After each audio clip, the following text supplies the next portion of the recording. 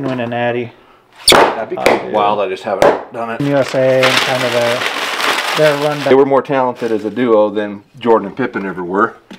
For there for a bit. Economical. The Lakers. I didn't understand the beef between Jordan and that angry little GM guy. That's well, I'm sure Jordan's competitive nature, first of all, didn't help anything, and then I think the GM wanted. And I'm trying to remember the statistic I heard on that, but I think it was Tom Brady had never played in a game where he had been mathematically eliminated from the playoffs. Say what that means. So basically, that means that every game that he played in, he was functionally eligible. That if he won, could still make the playoffs. Right. So every game that Brady ever played, he had not missed the playoffs. That's crazy. That's crazy. Yeah. I'm trying to remember I heard that, but I'm pretty sure that was the case. But I could be talking out my ass. Yeah.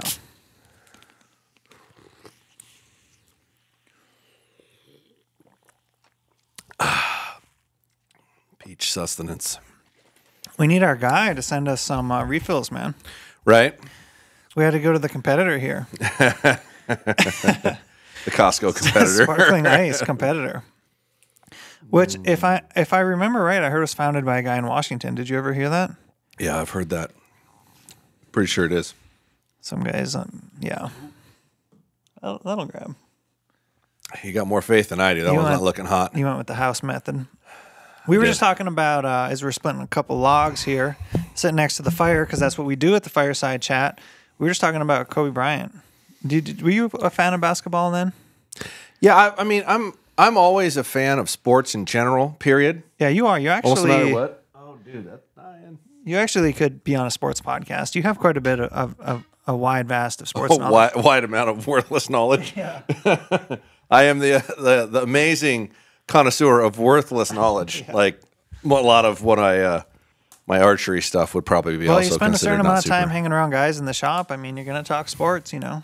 Yeah, well, and I'm a stats numbers person, right? In general, it's like how my mind sees things. So when you see numerical things, it's at certain points in certain people's careers, it's hard not to argue, one guy over another, et cetera. But there's core values and fundamentals on particular people. Like, you'll probably never see a greater competitor than Tom Brady. Like, he is the example of, I'm just going to outwork everybody else and dedicate myself more than everybody else to eventually be the best. Yeah, and I have ever. a vivid memory of Tom Brady because he played at Michigan, and during his reign at Michigan, he wasn't exceptional. He wasn't starting his senior year. He was fighting for a starting job. Well, right? So if you watch there was a documentary. Yeah. I don't remember the guy who was against, but there's a documentary about him and talking about his whole career, but starting in Michigan, right? And he was the reason he was ending up in the backup role is because the guy they brought in as a freshman was a two-sport athletic dynamo, and the impression was they promised him the starting job. And what kept happening is they kept losing the games, and they'd throw Tom in there to win the game. Yeah. They'd pull him and put Tom in, and they'd come back and win the game. So he constantly was put in that position, and he wasn't, an athletic dynamo by any means, which traditionally the quarterback shouldn't be judged off of that because his job is rarely to run. Anymore it is, but not so much back then. And so he didn't look like your prototypical quarterback. And at every stage of the game, he got more and more of that, trying to get you to fail, trying to get you to quit, et cetera, not pushing. And it just drove him harder and harder and harder. And eventually he overcame the things that weren't great for him to eventually become the winningest quarterback that ever lived and probably ever will. We'll see if Mahomes breaks it. If you can keep some of the stuff going on in Kansas City going for a long time, it'll be interesting to see how well that goes. But they're on track, but it almost seems miraculous or a miracle per se if they continue on that. Yeah, and Mahomes doesn't have maybe it's because he's younger or he's not the guy yet, but he doesn't have the Like it doesn't have that same feel or moxie that or the game winning drive stuff. Well, no, I don't necessarily agree with that. Like he rarely loses, and they frequently come from behind. I think I see a lot of the same similarities in that, like, you have to have an innate belief in yourself to win in those scenarios when you're behind or down, and not give up, because your human nature is to give up in those scenarios. And I see a very great similarity in him and Brady in that scenario. I see a similar fiery personality. I see, watching them throw a fit at the end of a game sometimes, that some of the parts you didn't like about him that just showed how much winning meant to him, how much losing hurt him, and how unaccepting he was of it. And everybody handles those things differently, right? I'm a horrifically competitive human, which is probably best that I don't do it too much. But I can relate to what I see in those scenarios. And that's more of a massively competitive personality. And like I said, Tom Brady might be the greatest competitor to ever live, and Kobe Bryant's right up that alley. Like, Kobe is the definition of I will outwork you and I will outwill you. Like, he had a will beyond anybody in basketball. I mean, I don't think anybody will effectively argue that LeBron James is probably a more talented player than Kobe ever thought about being, but Kobe had a will that is beyond Jordan. No offense to Jordan lovers. Jordan was a competitive animal, but Kobe had a will beyond anybody, I think, personally. Yeah, I think when you hear more and more stories about Kobe now, like he may have been putting in more time than Jordan. Jordan had some natural gifts. Jordan may have been more outwardly feisty. Hard to say exactly, but the crazy thing about Kobe and LeBron is they both came out of high school. Yeah, and LeBron was the last year that you could do it too. Right. And a lot of the times when people come out like that, like, they're almost a little, what's the right word? It's the opposite of where Tom Brady had to, like, gut it out for 4 years and barely got playtime.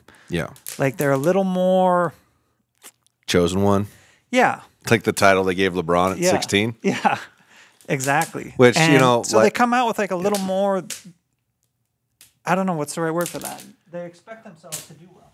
Yeah, they don't have to fight through the adversity. Yeah, they don't have to fight through the adversity. That's right. Yeah. So, and LeBron was more pro-ready than Kobe was. Yes. Like, he came out scoring in the 20s, I want to say, his first year. Yeah. In the pros.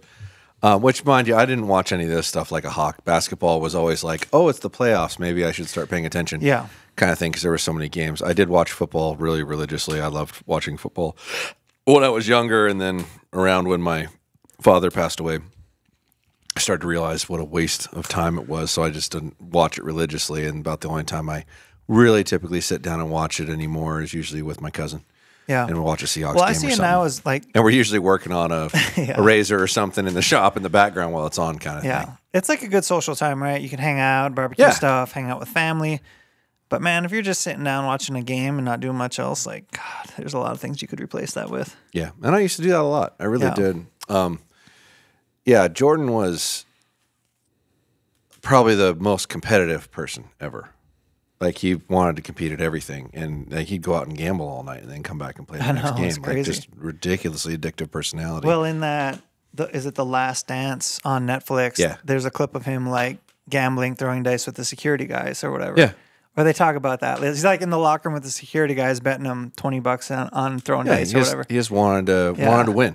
Wanted to win at everything he ever did. Yeah. And he clearly won at life to a degree, right? So you can't knock the guy. But I think Kobe's just will to be better exceeded anyone's drive, period. Yeah, you just hear more stories of Kobe being the first person in the gym, or like even on the Team USA documentary thing.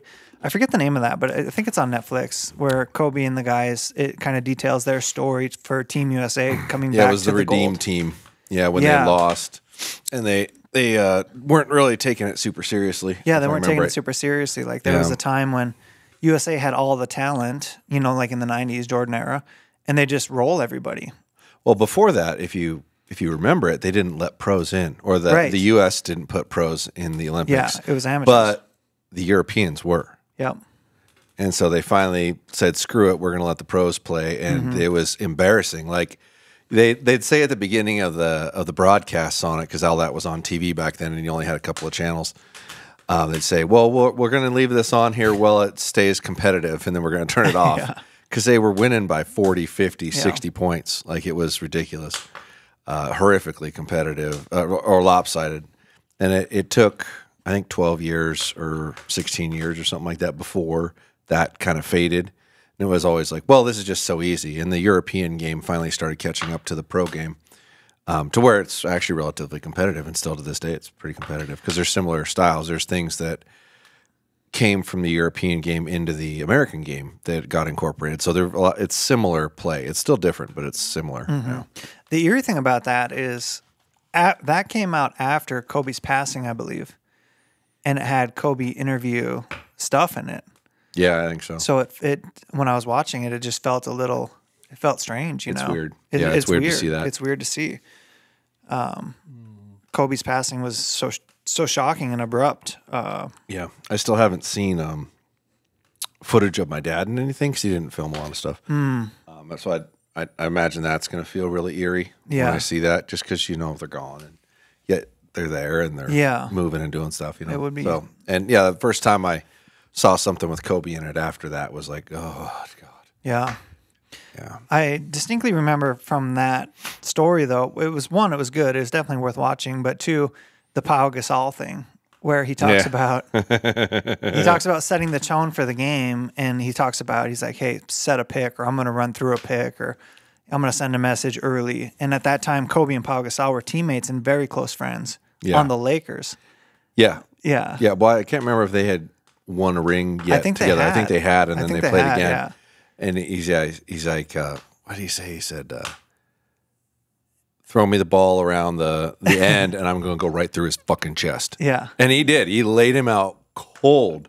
And that was the guy he just won a ring with that was like his brother. Like a fullback, dude. Yeah, it was wild. Unbelievable. If you haven't watched that, it's a great... I mean, even if you're really not into basketball, it's a great watch. Yeah, if you're just a fan of sports, if you're a fan of sports or competition, Cinderella. It's not a Cinderella story, but it's a comeback story. It is. And that was a good Netflix. A little special. Team USA pride, which I like. For sure. Yeah. For sure. Well, sports. We like sports, but I guess we're an archery. Well, that was podcast. coming from NBA playoffs are getting close, and the March Madness is going on right now. So for the NBA, I just missed like the back end of the Jordan era. I might have caught a couple years, but I really followed the NBA in like the mid to late 90s through the early 2000s. And the Pistons were also kind of rising through that time. Yeah, they won a couple championships, one of which they beat the Lakers. You had a reason to watch. Yeah, but I watched them before they were good. I watched them when sure. God, who was their last good point guard prior to Chauncey Billups? It was Isaiah. I watched like Isaiah's last couple of years, and then Chauncey and Tayshaun and Rip and Ben, and the year they beat the Lakers was insane because the Lakers were such a favorite. Yeah. Like you said, Kobe and Shaq actually probably should have won more championships. If they could have coexisted a little better, or I know when they got Shaq and Kobe was there, it was kind of like Shaq was the man, and I'm sure that was very difficult for Kobe to take because Kobe wouldn't feel like he was underneath anybody. Right. And there was stuff, and there was another documentary about that Kobe actually talked about it. I'm trying to remember what it was, but they ended up trading Shaq, and if those two stayed together, oh man, they'd have been 7. The Kobe would have had like 7 or 8, because didn't they both have 3? Yeah, they both had 3 and left, and then Shaq went to Miami with Dwayne Wade and won a ring in like a year or 2, if I remember right. And then Kobe ended up winning 2 more with Pau after they traded. I can't remember who they traded off. It was Andrew Bynum for Pau Gasol, if I remember right, or something like that. I don't remember. It's so long ago, but and Kobe ended up winning 5, and Shaq got 4, and Kobe loved that. But if they just would have stayed together, Shaq had at least 3 or 4 good years left in him. Oh yeah, at that point, and Kobe was significant for 8 more years, if I remember right. Was there somewhere anyone around ever there. physically that could deal with Shaq? No, not while Shaq was authentically healthy Yeah, and exactly. taking it seriously. Yeah. So I remember the rumor mill stuff where Shaq would show up to camp like needing to lose like 50 pounds. Mm-hmm. Like he just put on weight in the off season because he wouldn't take it serious, and some of that shit pissed off Kobe too. Yeah. He's like, you're going to show up here not ready to play, that kind of thing, not taking this serious. Because I mean, he was so dominant, he probably didn't feel like he needed to. It's like, who's stopping me? Yeah, when you're the biggest guy in the room, like, what do you look up to? Right? Yeah, and we probably won't ever see basketball look like that again with, you know, how consistently people shoot three-pointers now. There's just not, if you can't shoot the ball, you can't play basketball. Whereas, no offense to Shaq, he couldn't shoot very well, but he could dunk like crazy, and no one could stop him from getting to the rim, which was the whole point. And nowadays, the Hack-a-Shaq was created. Like they fouled him. Yeah. Like if Shaq got the ball, foul him. Make him shoot free throws. He'll hit 1 or 2. Teaching Shaq to shoot a free throw was like teaching Charles Barkley to swing a golf club. That's the most Like, ugly thing ever. It's not that hard. Like, but Barkley would disagree that it's not that hard. He makes it look really hard. there was some kind of deep mental block. They could have maybe served advantage from our friend Joel Turner because there was something deeply seated going on there. Well, and while we're talking about sports and basketball, we definitely have to give a shout out to the Gonzaga Bulldogs, which if you guys listening aren't aware, they are in Spokane and we are in Spokane. So Gonzaga is from here, or Gonzaga, or whatever they pronounce it. Yeah, it's they are Gonzaga. 9 years consecutive into the Sweet 16. That's amazing. 9 years. I did not expect them to make it this year. Yeah. They were not ranked high enough to make it this year, even though they managed to pull it off. Have you met Mark Few? You know, oddly enough, I'm trying to remember, I think his daughter and my daughter at one point were playing in the same league, and he came in and sat down, and I talked to him a little bit. But outside of that, no, I have not. I'm surprised you haven't, because Spokane is actually a big, small town. Yeah, but Mark Few's probably the most famous person in Spokane, really, if you think about it. I mean, for who's here. So, and Iconic-wise, yeah. I'm not famous, and That neither could be are you. true.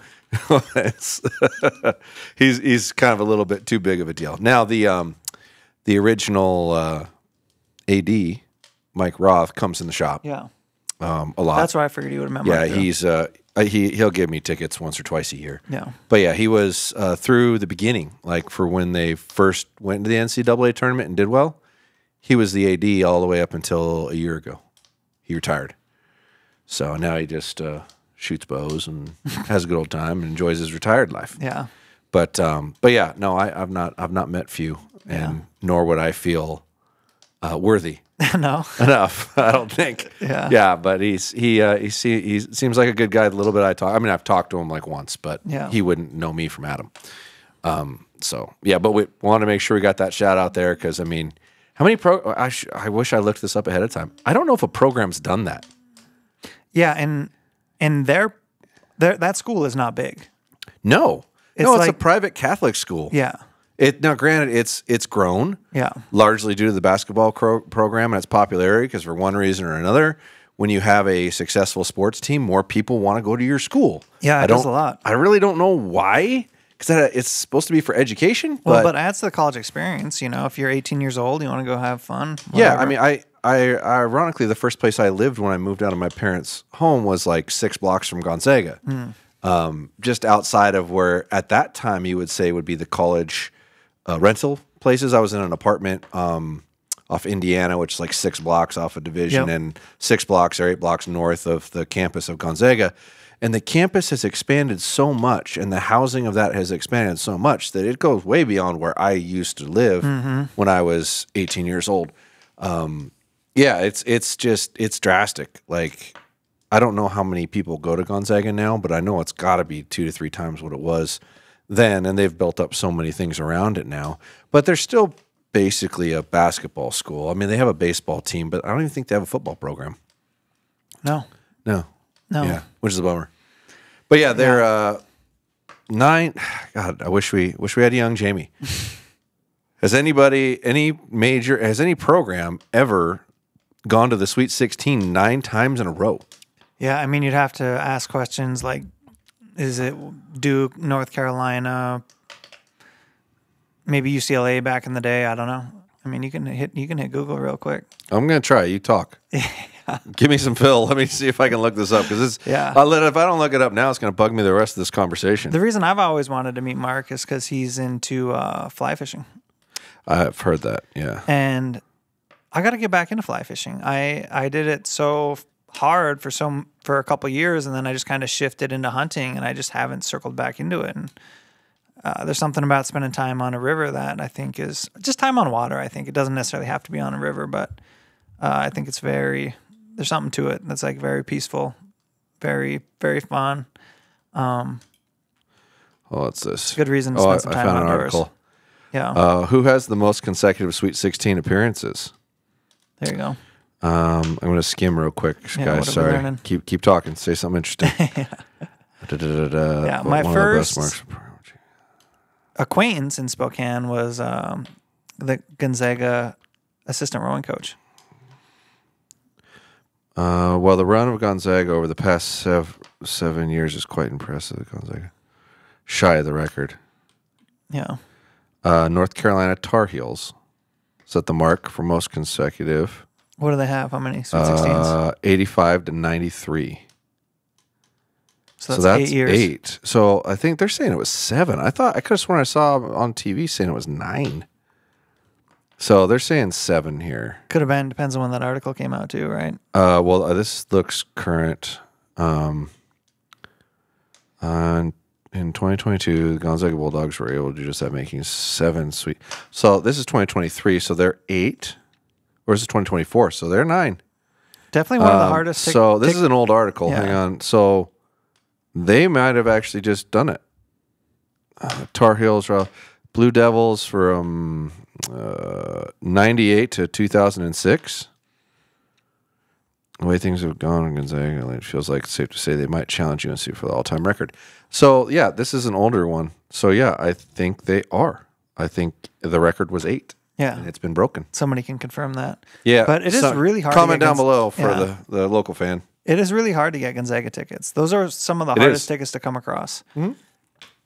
It's impossible because the only time you'll ever get tickets that are for sale is when the students are on break. Yeah. Because then the student section is for sale. Yep. And you can buy tickets. But outside of that, they're always sold out. The students wait in line sometimes days to get tickets because there's a section that only students can buy. And then most of it's season ticket holders. Mm-hmm. Like you just can't get in. Yeah. So I feel very fortunate that Mike has gotten me into a game this year, a game last year. And I appreciate the heck out of that. Ironically, the first time he got me tickets, they lost, and they hadn't lost at home in like 40-something games. That's super rare. And I was like, I'm never getting tickets again. It's my fault. Yeah. Was it? And it was close. It was just a brutal game. I mean, I think it was like 52 to 50, like super low scoring, very defensive. They couldn't hit at all, but they were down by like 10 and ended up losing by 2 or something like that. But yeah, they traditionally dominate at home, and I felt like a jinx. But I got invited back, so yay! Yeah, it's good times. Yeah. Shout out Mike Roth. Thank you very much. Yeah, I've met Mike Roth. He's cool. He's a good guy. He's a good dude. Now, I've gotten several messages, and I'm sure you the same over the last couple days. Athens, let me see if I'm going to say this correctly. Athens formally said, hey, we are going to close our doors. Correct. We are not going to choose to fight this lawsuit. Botech filed a lawsuit against them. Athens said, we don't want to fight it. We're just going to close our doors. So what that tells me a little bit is like, hey, one, business probably wasn't that hot. And two, those lawsuits can be long and painful. And if you don't have a lot of cash to burn or cash to bankroll it, or somebody who wants to take it on some kind of sweet, unique deal, it sounds like the stick that broke the camel's back kind of thing. Well, I hate to say I told you so because we've discussed things like this multiple times. And what my thought was like, one, if that's gonna be the route you go, you've already done the research. Like you know you're not in patent violation. Let's understand something really quickly here about law. To a degree, it doesn't matter if you're in patent violation or not if someone's willing to try to sue you over it. Right. if the person who holds the patent that they believe is an infringement upon their patent, whether they're right or wrong, isn't relevant if you can't afford to fight. Right. And no offense to the good people at Athens, which I do believe that their variance was great enough to say it wasn't a patent infringement. Yeah. But if that's all you had to do to get around it, a big dog would have done it already. Yeah. But regardless, they went into that. I don't know if it was naivety or not understanding the legal system or just flat out shooting for the moon and praying to God we don't get sued. I don't know. I took one look at that and went, they're getting sued.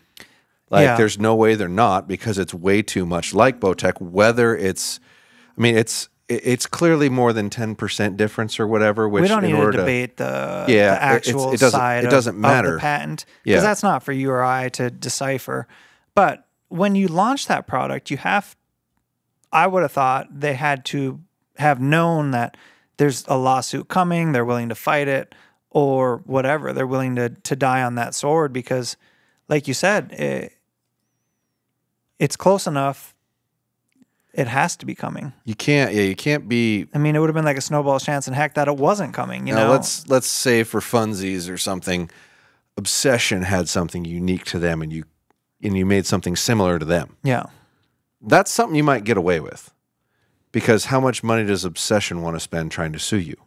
Yeah, you don't take a technology that Hoyt, Matthews, Bowtech, or PSE own, which I don't even know if I'd put PS in there anymore, own, and try to get around it.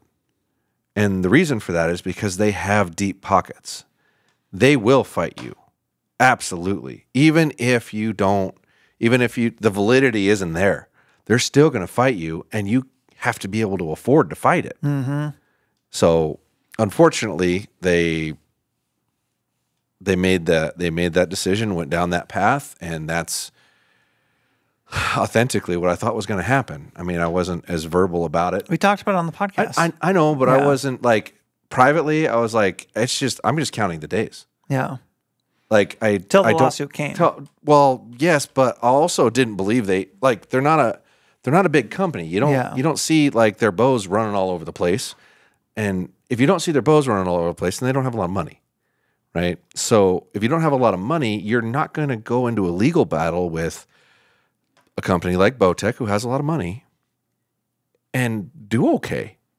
They'll just drown you in litigation. Yeah. Like, they will suck every dollar out of your company until you give up. Yeah.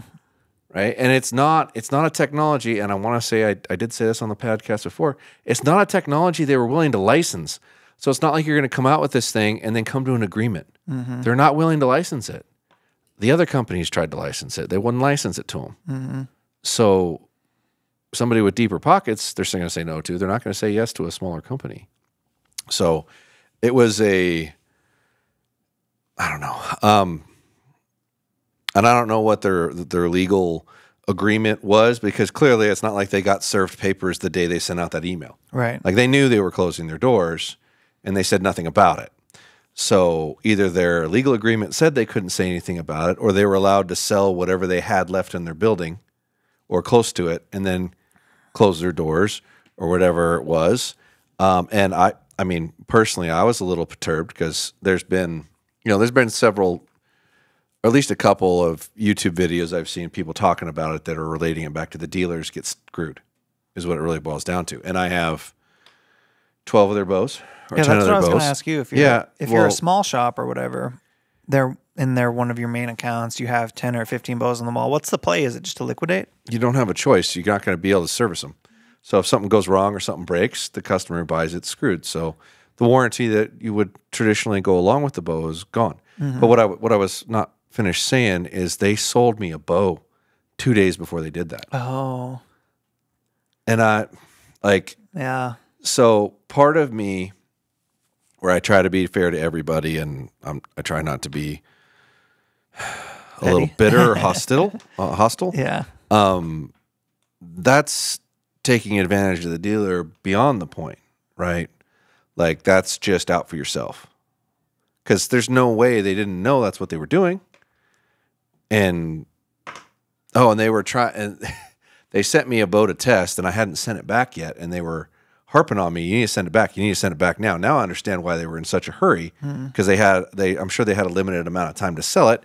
And eventually I was like, I'll just keep it. I'll pay for it. It's fine. Mm-hmm. Oh, okay, great. Thanks. And that was like 2 weeks before they closed their doors. Yeah, back in the day when seemed pretty unwilling, they wanted to send you a bow. I was like, oh, business can't be going that well.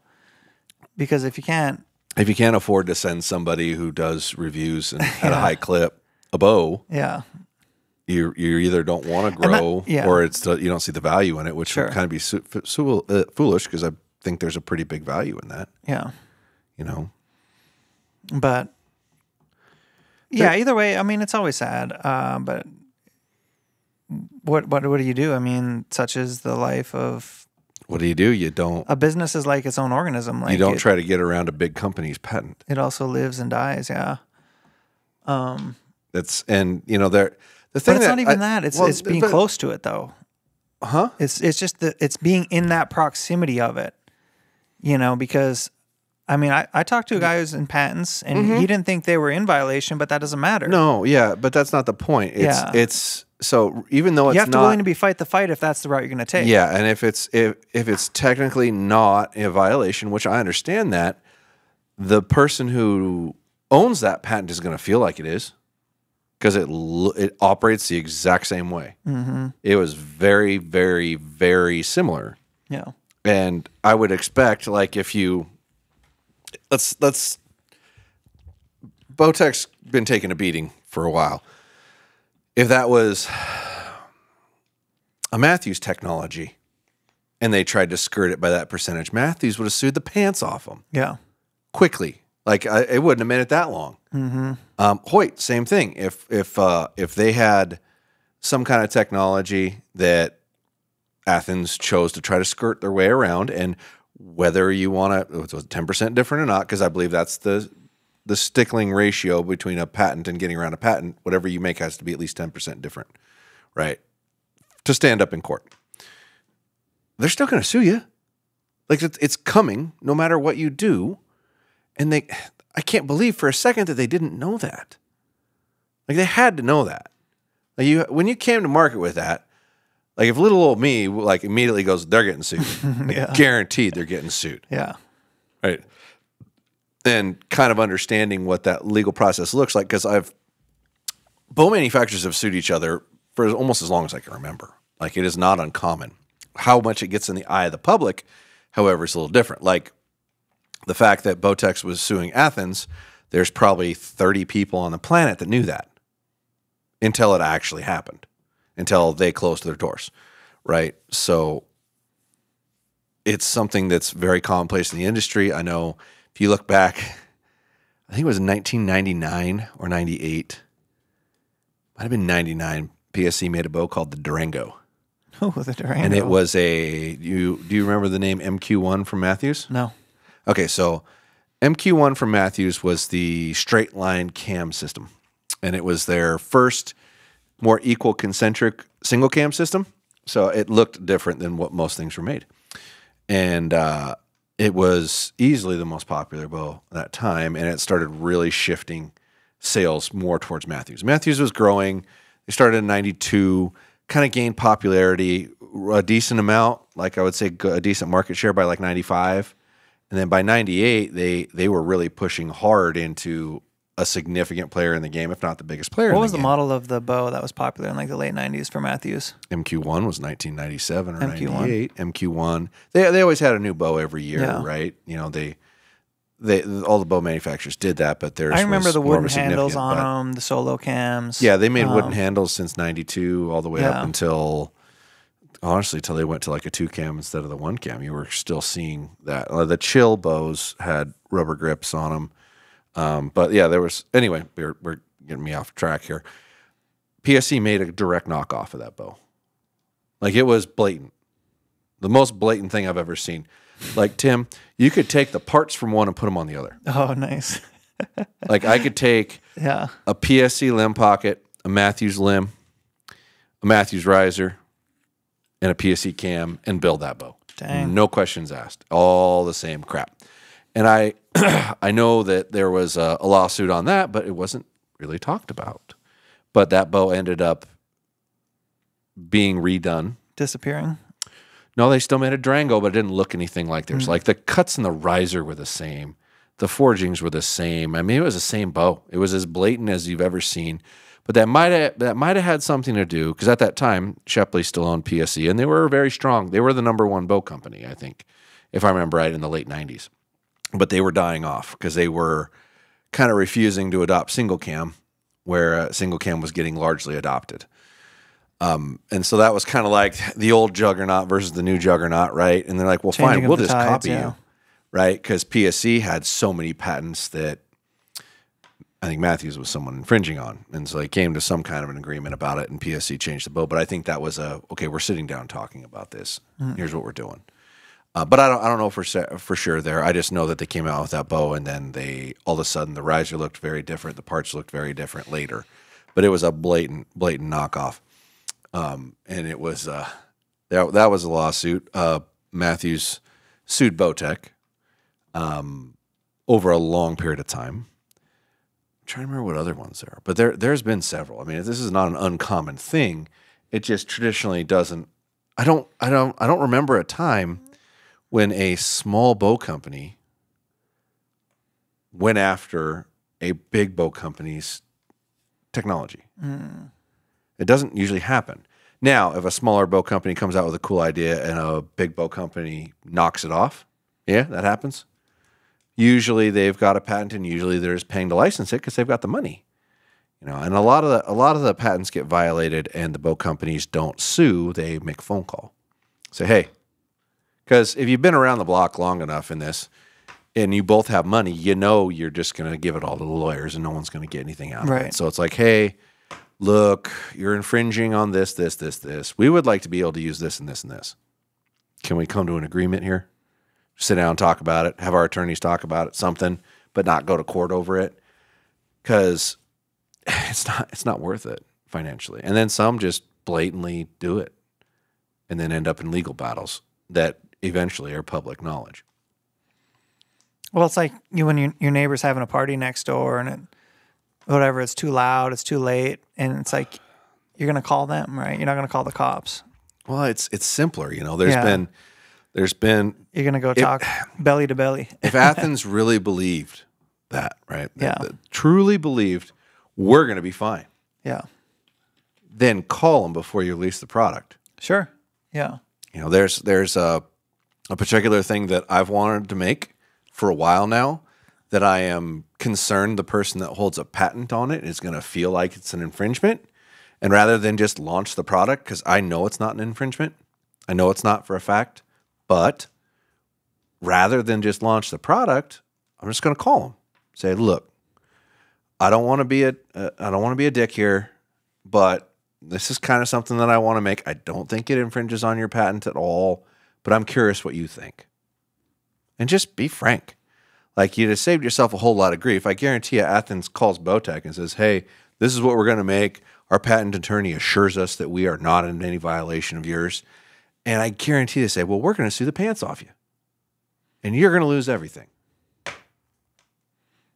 Do they still do it? Or did they do it and just say, screw it? I don't know. But you can't, especially having a patent attorney look into it. Because when I called them originally, I literally said, well, I'm intrigued. Do you want me to review it? Oh, yes, we'd love to. We're happy to send you one, which the year before they didn't. So I don't know what happened or what changed in there. They didn't want to. They wanted me to buy.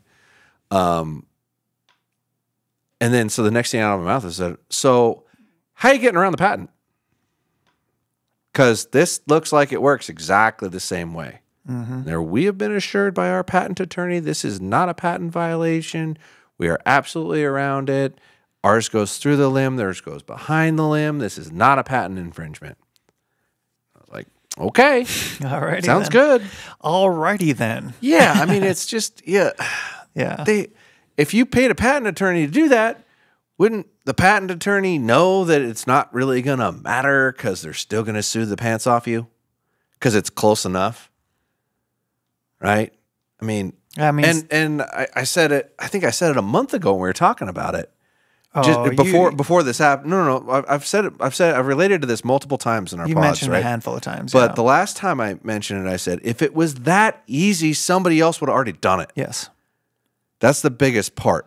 It's like you should have known, because every real bow manufacturer loves that technology, and they can't use it. Yeah. Because it's very simple, Yeah. and it flat frickin' works. It just does. There's not an easier way to move the camera. There's not an easier way to move the camera, tune a bow. There is not.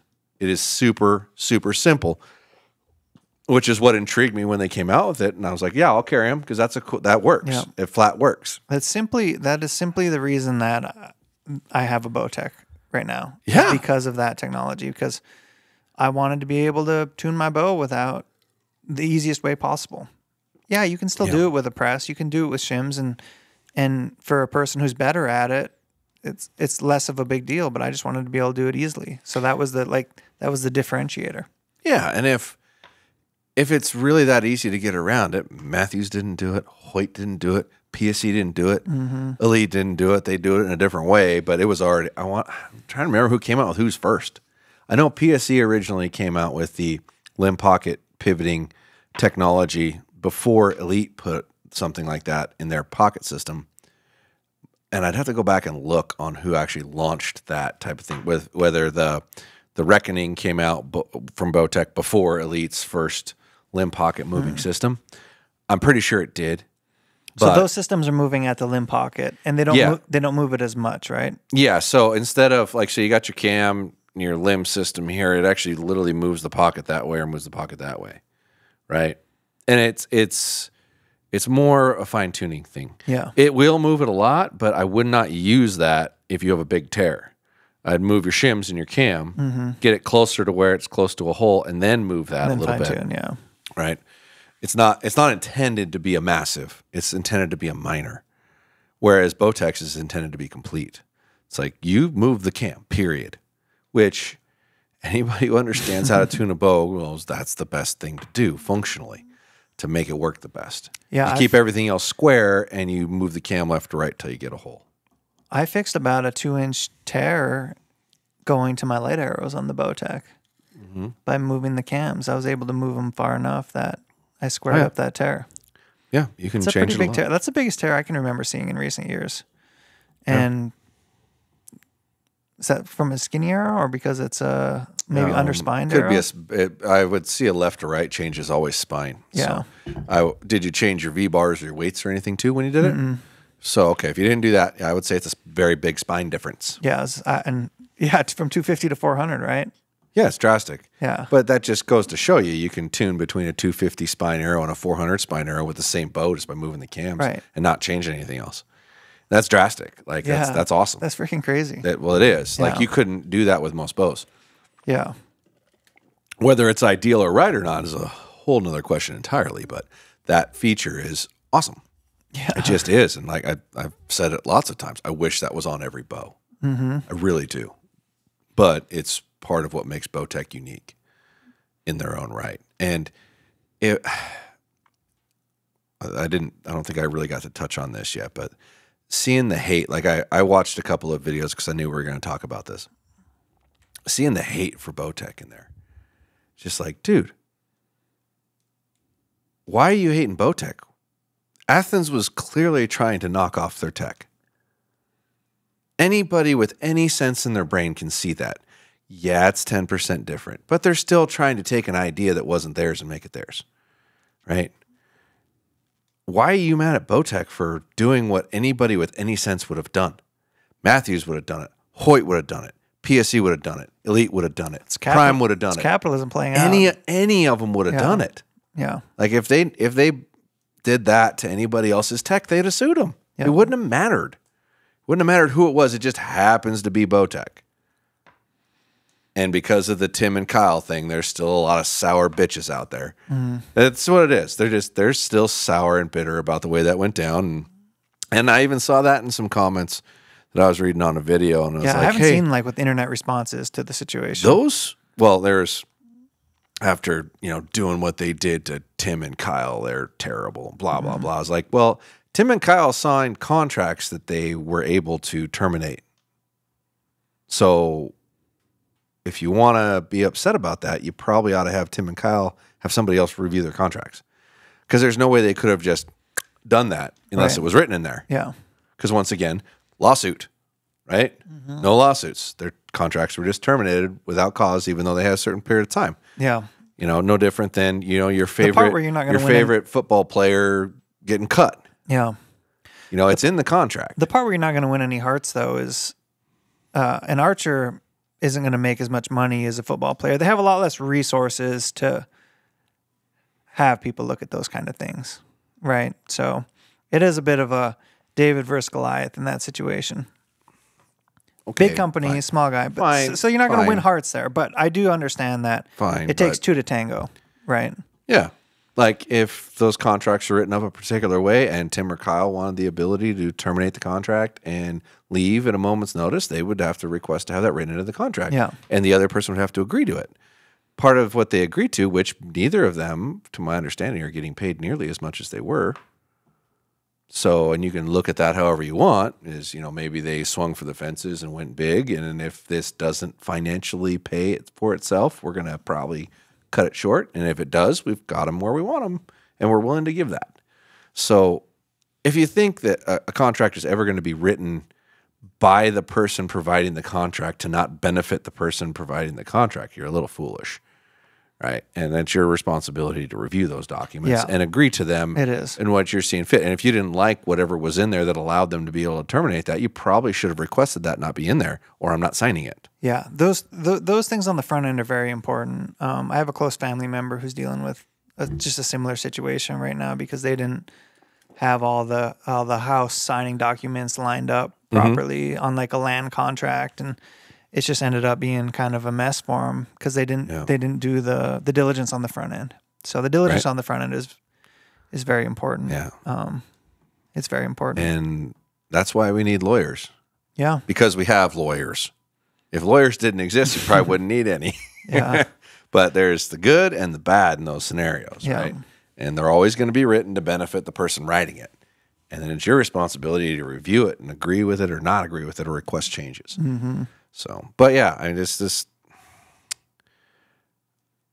Am I disappointed they're gone? Yeah. Am I disappointed that they ended it the way they did without any warning to their dealers? It would have been nice if maybe the dealers got a little, hey, heads up, you might want to try to get rid of whatever. 30-day notice, yeah. Yeah, give me 30 days before you go public. Yeah.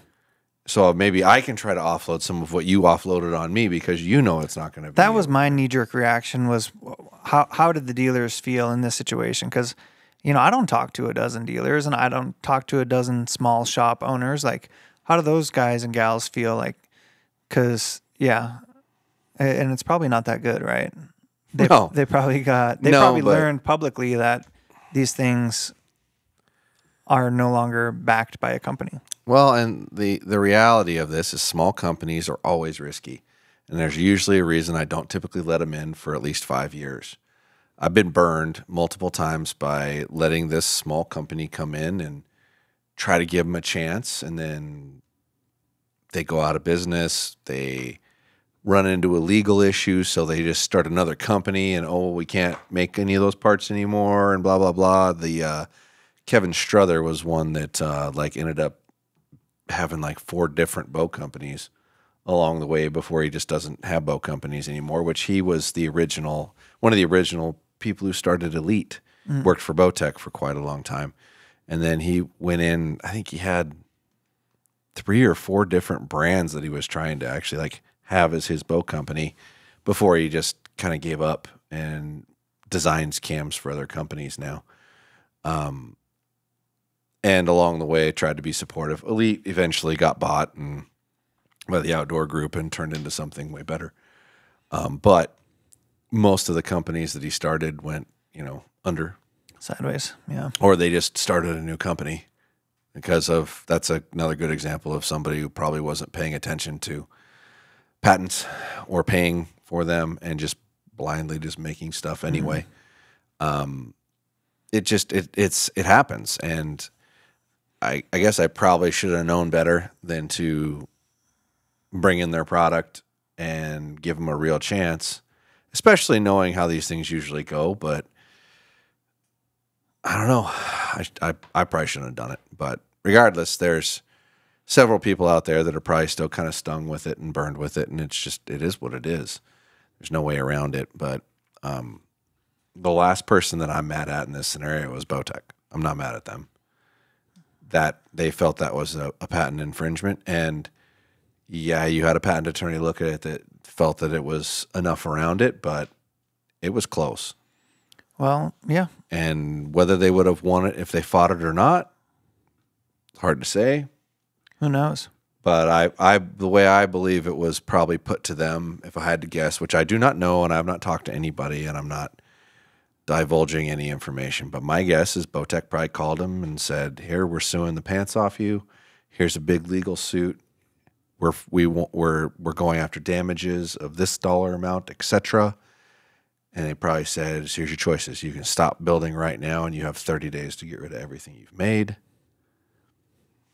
You will not go public until that's done, or we're going to court." That'd probably be what I'm betting. And maybe it was longer, maybe it was something along those lines. So they had the opportunity to try to get as much money out of what they had. And maybe they had to give X amount of it to them. I don't know. Or maybe they just gave them, "Hey, you've got 30 days to sell everything you've got and close your doors, or we're suing, or we're taking this to court." So I don't know. Yeah. I would guesstimate that there weren't any damages paid in the event of a business closing, which is probably why they went that route, right? Because that would probably be the they're option. probably looking at the liability of whatever the amount of money that is a liability they might have to pay is greater risk than closing the doors and liquidating inventory or whatever. Yeah, and I'm sure that they have their following that are upset and whatnot, but the only people the people that get really burned here is the dealer, because he's got to deal with the customer that bought the bow, that no longer has a warranty, that's frustrated or irritated about that. He's got to deal with whatever bows he still has that he paid X price for that are now no longer worth that because they don't have a warranty and don't have a service, right? And got no warning. I hate to look at it just from the dealer standpoint, but personally, I think the dealer gets burned the most here. Well, by and far. you're a dealer, so I'm a dealer, but at the same time, I mean, they clearly at least had an opportunity to try to recoup as much as they could. Yeah. Before they were gone, because I really doubt they got a phone call and then closed the doors the next day. I've never been a part of anything like that. I've never dealt anything that's went out of business, so that's unique to me. It's capitalism, though. Things come and go, and it's part of the deal. Things close, and another idea will come. I mean, I like to see everyone win, but normally what happens is the company just gets bought by another company. Yeah, and absorbed. And I've seen that a lot over the years. Like Diamond from Bowtech was his own company. Or even my first thought was like, well, maybe a lawyer or a lawyer group would want to take that on for a chunk of the company. Because that's an option. They could do shit like that, but then maybe that wasn't even an option because the books weren't that good or whatever. Yeah. Because they said they looked at every option to continue business.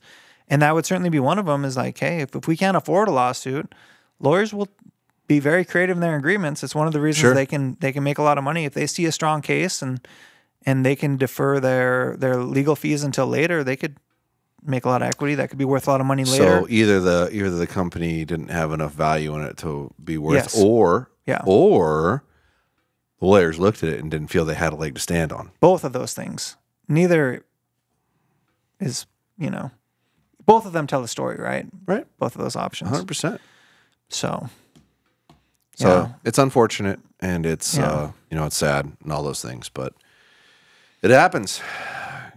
It just does. And what's the moral of the story here? What do you take away from this scenario? Do your research and diligence on the front end. Do your research and diligence on the front end, especially on something that is so important as like a flagship product. Yeah. How about you? Don't ever come after a big company's technology, even if you think it's different enough. Yeah. If you're not a big company, like, just don't do it. It's not smart. And that's not to say they blatantly copied it. They didn't, but anybody looking at that can see that that is basically the same thing. It's a version of, right? It's very similar, right? And you're coming after a big company, and a big company that has an owner that's got big pockets. Like, that's not smart. Don't do that ever. You know, knock off or try to get around somebody's tech that's small. Don't try to do it on somebody that's big. That's asking ahead, for it. Right? Or if you really truly believe that you're so different that they're not going to sue you, call them and talk to them. Yeah. Say, hey, we want to sit down, or get on a plane. Meet belly to belly. Yeah, get on a plane, put your product on the counter and say, look, we don't believe this is a patent violation. Here's why we don't believe it's a patent violation. What do you think? Next to your balls, put your product on the counter. Yeah, just do it. Like, no different than the scenario that I will broach in the near future, because I really do want to make something that I do not believe is any kind of patent violation, and I want to talk to them about it. Say, look, I'd rather have this conversation with you now rather than just launch it and have you call me and feel a certain way about it. So, yeah, just have the uncomfortable conversation rather than close your doors. Because at the end of the day, you close your doors. And I called that right away. I went, oh, I really hope they have a lot of money, because there's no way this isn't getting a suit. Yeah. I don't even remember when that launched, but I remember you and I having talked about this half a dozen times or more, a dozen times. Mm-hmm. Yeah. Well, it's not rocket science. It's way, way similar. Mm-hmm. It's way, way similar. And that's never going to be perceived super well. Yeah. You know? Well, I like to finish the podcast on a positive note. Hey, I'm running a really good sale on 11 Athens bows for anybody who wants to buy one. Whatever I still got left. And there's a couple guys that want to buy your $8,000 bow, so maybe you're in that business. Is there? A couple guys said, I'll write you the check or whatever. I don't know if they're being serious or not. So. I didn't see that. I'll do it. I'll make an $8,000 bow. Yeah. I mean, that's what PXG did. They said, instead of selling 5 times the product, why don't we just charge 5 times as much, you know? Yeah. Yeah. There's an option. Yeah. Or just pick the nicest thing you can possibly sell. Yeah. But, you know. Ooh. Mm. That was a little much. Sorry. Get to taste what you had. Yeah, I got a little flavor there that I was not expecting. Oh, yeah, just, man. There's always a better mousetrap, and, you know, think up something if you want to really make something, which that's part of the reason I never wanted to get into bows, of building bows or being involved in building bows, is you're so much more likely to get sued. Yeah, I mean, like from my making understanding accessories of it, and things like that, it's not nearly the risk. It's a market dominated by a few players, and that can be hard to disrupt, you know? Mm-hmm. It is. It's hard to get your foot in the door there and have a chance. Yeah. And they took their shot. You know, they threw the stone at Goliath, and Goliath stepped on them. No. Right? Didn't know it doesn't always work out the way you want it. Yeah. And that's the reality. It is. But hey, the most successful people out there have failed a lot. A lot. A lot. And there's something to be said about that. There's something to be said about that. You just don't give up. A lot of really successful entrepreneurs have had many failures before they hit their home run. That's right. So if their heart's in bows, if you guys are listening, just start something else. Yeah. And do it again and keep grinding. Take your lumps, yeah. Take your lumps and learn something from it, right? Every failure you learn tenfold from any failure as you do from any success. You really do. There's a lot of truth to that, yeah. And there's a lot of opportunity. And I look forward to my failures. I really do, because I grow so much more from them than I do from any level of success. So take this moment of realizing your failure and learn, because you're not going to see a better opportunity to learn in the near future by a long shot. Yeah. Learn from it. Now, getting your foot in the door of building bows is tough. Well, anybody can try to do it. But you know what's not a hard place to get your foot in the door? What? You can go to podiumarcher.com for free. I say that's totally free. Still a free website out there. It's not hard to get your foot in the door. Yeah, there. that's right. And hop on, buy some stuff. Yeah. And, Yeah. and if you're going to buy some stuff, use the discount code TimC. Help support what we do here. And yeah, you can get your foot in the door there. And maybe help support Josh's bow buying habit, right? My bow buying habit? Yeah. Yeah, buying bows that are now worth way less. Yeah. It's a great business opportunity. Yeah. Let me tell you. It's a great buying opportunity. Nothing like losing money in the current production year on product that you have. At least you usually have till the end of the year before it starts getting worth less. Yeah. But that's just part of the deal. It's part of the deal. It's not going to happen every year, but every once in a while it's going to happen. And I learned my lesson just like anybody else. Yeah. Once again, it's a failure that I have the opportunity to learn from. Yeah. Learn from your failures, folks. Okay. It's the best opportunity you have. Well, we are signing off today. We've got a couple hot topics I wanted to get to, but we didn't get there, and that's fine. Subscribe to this wherever you're listening. Leave it a review. And yeah, we'll catch you guys back for the next one. See ya.